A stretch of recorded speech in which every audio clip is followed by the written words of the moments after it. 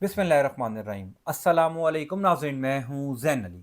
नाज़रीन कराम, 2 नवंबर है और दिन है हफ्ते का। देखिए, जब आप किसी के लिए कोई गड़ा खोदते हैं तो कई दफ़ा आप खुद भी उस गड़े में गिर जाते हैं। काज़ी फ़ाइज़ ईसा ने चीफ जस्टिस ऑफ पाकिस्तान बनकर जो कुछ इस मुल्क के साथ किया, क्या काज़ी फ़ाइज़ ईसा ने कभी पकड़ में नहीं आना था? क्या काज़ी फ़ाइज़ ईसा ने सारी ज़िंदगी इस ओहदे पर रहना था? ये बात तो सब करते थे कि जो कुछ काजी फायज ईसा चीफ जस्टिस ऑफ पाकिस्तान बनकर कर रहे हैं, इसका हिसाब काजी को देना पड़ेगा। और अब काजी फायज ईसा खुद अपने ही बिछाए हुए जाल में बहुत बुरे तरीके से फंस गए हैं। काजी फायज ईसा के खिलाफ एंटी करप्शन का मुकदमा दर्ज हो रहा है। क्या काजी फायज ईसा की मरात जब्त हो सकती हैं? और सबसे अहम सवाल ये कि क्या काजी फायज ईसा की गिरफ्तारी के इम्कानात भी मौजूद हैं? खबर की मुकम्मल तफसीलात मैं आपको बता देता हूं। दूसरी खबर इमरान खान की रिहाई के हवाले से एक अहम पेशरफ्त हुई है और वो पेशरफ्त अमरीका में हुई है। इस खबर की मुकम्मल तफसीलात भी मैं आपको आगे चलकर बता देता हूं, लेकिन सबसे पहले साबिक चीफ जस्टिस काजी फायज ईसा बहुत बुरे तरीके से फंस गए हैं। देखिए, पिछला एक साल काजी फायज ईसा चीफ जस्टिस ऑफ पाकिस्तान बनकर जो कुछ काजी फायज ईसा ने इस मुल्क के साथ किया, इस मुल्क की सबसे बड़ी सियासी जमात के साथ किया, इस मुल्क की सबसे बड़ी सियासी जमात के कारकुनान के साथ किया, उनके लीडरान के साथ किया, करोड़ों वोटर्स के साथ किया, और सबसे बढ़कर जो कुछ काजी फायज ईसा ने अपने साथी जजेस के साथ किया। यानी कहने वाले ये कहते हैं कि चीफ जस्टिस काजी फायज ईसा अगर चीफ जस्टिस बने तो वो जस्टिस मंसूर अली शाह की वजह से बने। सुप्रीम कोर्ट ऑफ पाकिस्तान का दरो दीवार इस बात का गवाह है कि जो रेफरेंस पाकिस्तान तहरीक इंसाफ की हुकूमत ने काजी फायज ईसा के खिलाफ लिखा था, उस रेफरेंस में काजी के साथ अगर कोई शख्स खड़ा हुआ था तो उस शख्स का नाम है जस्टिस मंसूर अली शाह। और आप देखिए कि उसी जस्टिस मंसूर अली शाह की सपोर्ट का, मदद का सिला काजी फायज ईसा ने यह दिया कि उसी जस्टिस मंसूर अली शाह का रास्ता रोका चीफ जस्टिस ऑफ पाकिस्तान बनने के लिए। लेकिन अब टेबल्स टर्न हुए तो काजी फायज ईसा बहुत बुरे तरीके से फंस गया। आपको याद होगा काजी फायज ईसा का जब सुप्रीम कोर्ट ऑफ पाकिस्तान में आखिरी दिन था, 25 अक्टूबर को काजी फायज ईसा जब अपने अलविदाई रेफरेंस से खिताब करके सुप्रीम कोर्ट ऑफ पाकिस्तान के बाहर आए, और वो इंसानी हुकूक की यादगार जो काजी फायज ईसा ने अपने दौरे इक्तदार में सुप्रीम कोर्ट ऑफ पाकिस्तान के सहन में तामीर करवाई, जिसको हमारे कुछ दोस्त इंसानी हुकूक की कब्रें कहते हैं, असद तूर और हमारे कुछ दोस्त कहते हैं कि यहाँ पर काजी फायज ईसा के दिए गए वो तमाम तर फैसले दफन हैं। बहरहाल वो जो इंसानी हुकूक की यादगार काजी फायज ईसा ने तामीर करवाई, जिसको तमाम तर अपने साथी जजेस का दौरा भी करवाया गया, जस्टिस जाहिया अफरीदी मौजूद थे, तमाम तर सुप्रीम कोर्ट ऑफ पाकिस्तान के दीगर जजेस मौजूद थे, और काजी फायज ईसा वहां पर बरमला इस बात का इजहार कर रहे थे कि मैंने अपने जाती आर्किटेक्ट से, मैंने अपने जाती जो लोग हैं उनसे ये इंसानी हुकूक की यादगार तामीर करवाई, और मैंने जो है वो बड़ी मेहनत की इसकी तामीर के अंदर।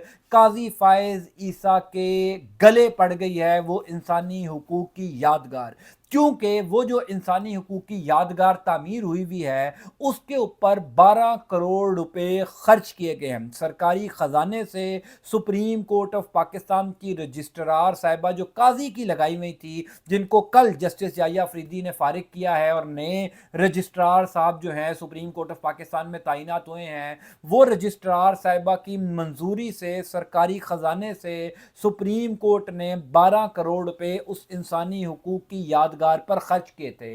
अबूजर सलमान न्याजी पाकिस्तान तहरीक इंसाफ के वकील हैं, मैं ज़ाती तौर पर इनको जानता हूँ, ज़बरदस्त आदमी हैं। अबूजर सलमान न्याजी साहब ने उस इंसानी हुकूक की यादगार के खिलाफ काजी फायज ईसा के खिलाफ एक दरखास्त दायर कर दी, और वो दरखास्त तहलका खेज है। यानी काजी फायज ईसा की ना सिर्फ मरात जब्त हो सकती हैं, ना सिर्फ एंटी करप्शन का मुकदमा, बल्कि नैब का मुकदमा भी काजी फायज ईसा के ऊपर हो सकता है उस दरख्वास्त की कुछ तफसीलात मैं आपको बता देता हूँ। देखिए, पहली बात तो ये है कि जब काजी फायज ईसा तमाम तर जजेस को उस इंसानी हकूक की यादगार का दौरा करवा रहे थे, जहाँ पर मतीउल्लाह जान और असद तूर ने काजी फायज ईसा से कुछ सवालात भी किए थे, वहां पर भी ये शोर मचाया जा रहा था, यानी हमारे कुछ सहाफ़ी दोस्त ये सवालात कर रहे थे कि काजी फायज ईसा अपने ज़ाती आर्किटेक्ट से, अपने ज़ाती डिज़ाइनर से सुप्रीम कोर्ट ऑफ पाकिस्तान के हाथे में ये कैसे तामीर कर सकते हैं। अगर तो काजी फायज ईसा अपने ज़ाती खर्च से,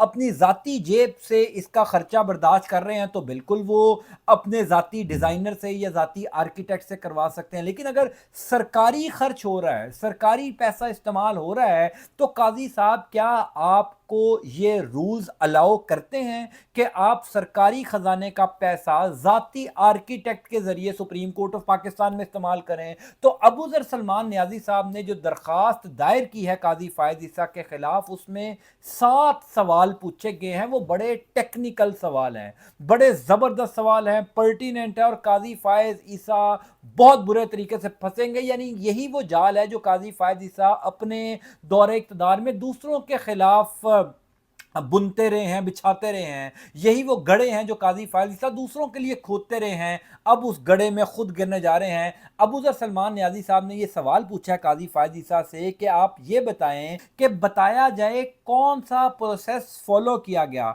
क्या आपका ये ज़ाती फैसला था, या और क्या आप ये ज़ाती फैसला कर सकते थे? यानी आप सुप्रीम कोर्ट ऑफ पाकिस्तान में एक तामीर कर रहे हैं सरकारी ख़जाने से, सरकारी पैसा इस्तेमाल करके, तो क्या आप ये ज़ाती तौर पर फैसला कर सकते थे कि सरकारी पैसा यहाँ पर इस्तेमाल हो जाए, और इस पर कौन सा प्रोसेस जो है वो अपनाया गया? दूसरा सवाल ये किया गया कि बताया जाए इंसानी हुकूक की यादगार वाला जो मंसूबा है, इसकी मंजूरी किसने दी?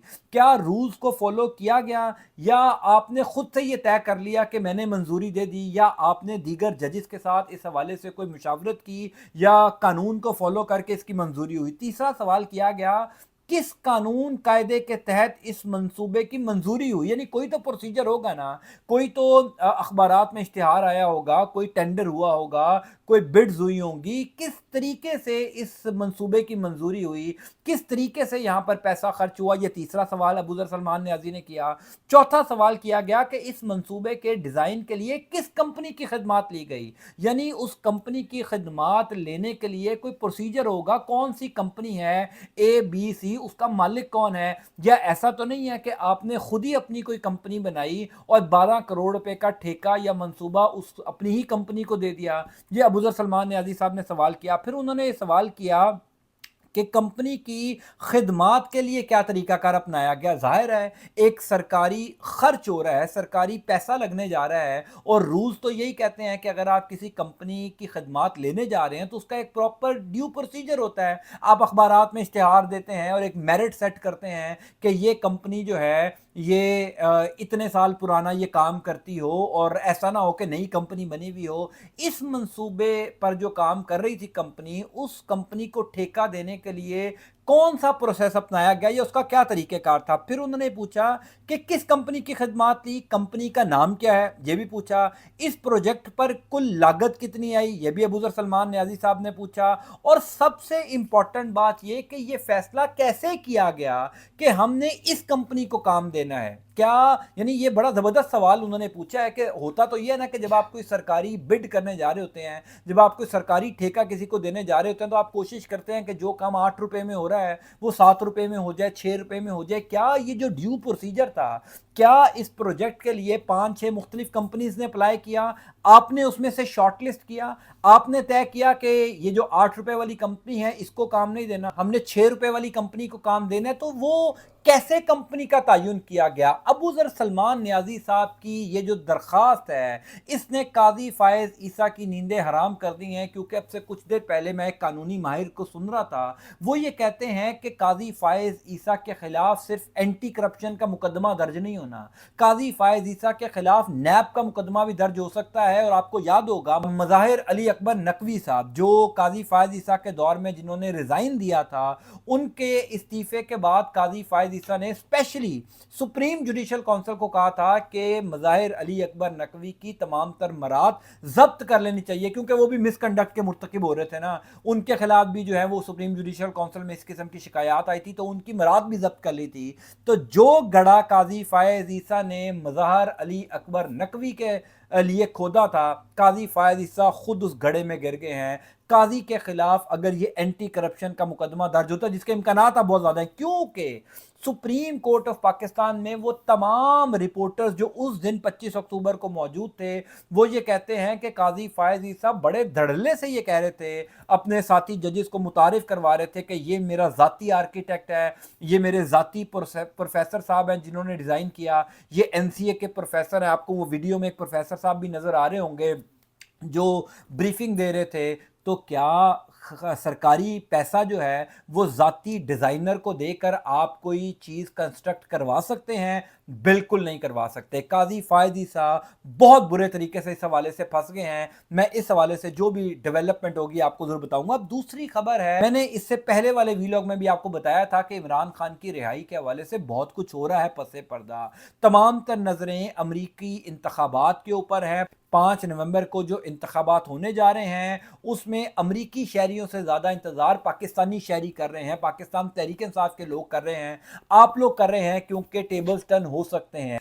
पिछले 15 दिन के अंदर कम से कम 4 मुख्तलिफ सहाफ़ी जो हैं वो अमरीका आए हैं। दिलचस्प बात यह है कि उन चारों सहाफ़ियों से इमरान खान के हवाले से सवाल किया गया। ये बड़ा अनप्रेसिडेंटेड है, यानी मुझ समेत कम से कम 3 दोस्त, मेरे जो जर्नलिस्ट दोस्त हैं, वो जब वो अमेरिका के एयरपोर्ट पर आए, इमिग्रेशन को क्रॉस किया, तो वहां पर मुख्तलिफ इमिग्रेशन ऑफिसर्स ने उनसे इमरान खान की रिहाई के हवाले से सवाल किया। मैंने ये ट्वीट भी किया था और इस ट्वीट को इमरान रियाज खान ने रीट्वीट भी किया था। जुबैर अली खान हमारे बड़े अच्छे दोस्त हैं, उन्होंने भी इस हवाले से ट्वीट किया। आदिल निज़ामी मेरे दोस्त हैं, हम टीवी पर होते हैं, उन्होंने भी इस हवाले से ट्वीट किया। तो दिलचस्प बात यह है कि जहां पर ये खबरें, हवाएं, अफवाहें आ रही हैं कि अमेरिका के इंतखाबात के बाद पाकिस्तान में इमरान खान की रिहाई हो सकती है, पाकिस्तान तहरीक इंसाफ के लिए कोई नरमी हो सकती है, वहां पर ये एक बहुत बड़ा चेंज है जो कि पहले हमने कभी नहीं देखा कि जब आप अमेरिका के किसी एयरपोर्ट पर लैंड करें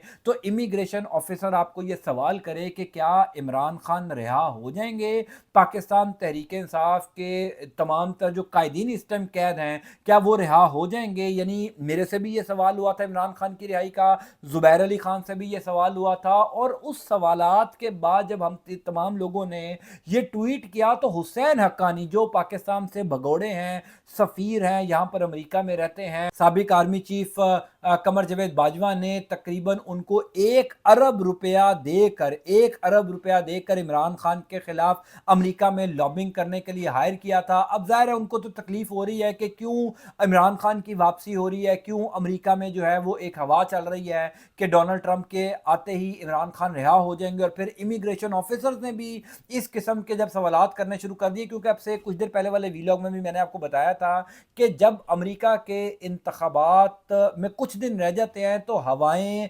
सर्वेज और तमाम तरह वो जो गॉसिप्स होती हैं और प्री इलेक्शन जो पोस्ट वो जो नताइज होते हैं वो बता देते हैं कि कौन इंतखाबात जीतने जा रहा है। क्या ये तमाम तर जो अमेरिकी इस्टेब्लिशमेंट है या जो हैरारकी है यहाँ पर, उसको ये समझ आ गई है कि डोनाल्ड ट्रंप आ रहा है, इसी वजह से मूड स्विंग हमें नजर आ रहा है। सो इमरान खान की रिहाई के हवाले से अमेरिका में बहुत कुछ हो रहा है। बहरहाल कुछ लोगों की बड़ी चीखें भी निकल रही हैं, कुछ लोगों को बड़ी तकलीफ भी हो रही है। हम आपको हकायक जो है वो इंशाअल्लाह ताला बताते जाएंगे। अल्लाह ताला आपका आपके अहले खाना कामिल नासिर हो। मुझे अपनी दुआ में जरूर याद रखिएगा। अंटिल नेक्स्ट टाइम, अल्लाह हाफ़िज़।